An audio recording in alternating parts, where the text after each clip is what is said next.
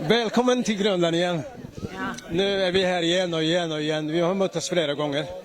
Jag heter Hassan, som är i National TV, korrespondent för Norge.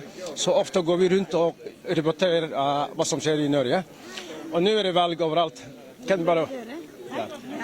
Nu är det många jäntor här, som hejar på det faktiskt. Ja.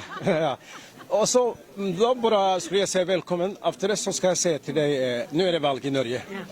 Och så är det avgörande valg. Du har ju ledat detta land från 13 till 21 tror jag. Och nu är du på gång. Och är kraftig och liksom vacker och håller tål överallt. Och så vill du komma tillbaka till makten. Vad syns du om valget och hur det ser ut i Grönland idag? Det er jo veldig fint å være her, og så er det veldig hyggelig å møte veldig mange aktive, både høyrefolk, men også andre.